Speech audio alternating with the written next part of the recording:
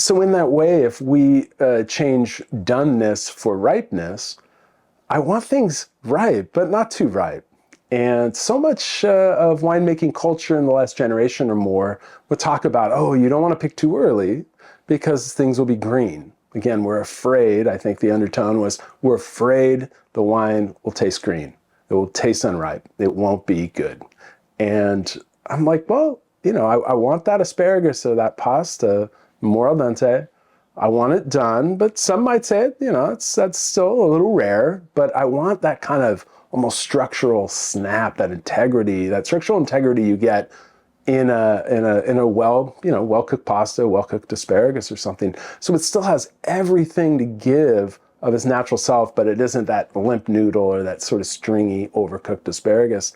Over time in my winemaking, I've become more and more confident or clear that I wasn't just looking to pick early. People used to say, "Oh, Vincent, you like to pick early," and it's not so much that you can't just pick early. You can't just take something out of the oven and call it done because it looks done. It might be really raw in the middle.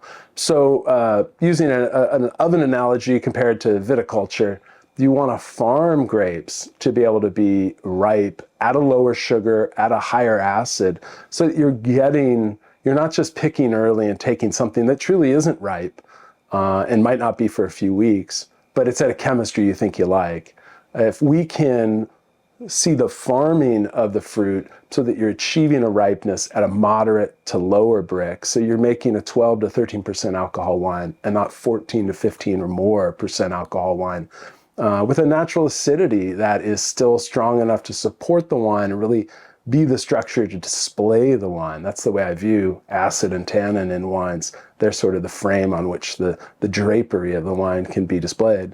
And then if you go too far, you lose that. And you can't just add it back by acid adds or whatnot to try and make up for what you lost in the vineyard. Sort of like scraping the burn off a toast and calling it, not overdone or something.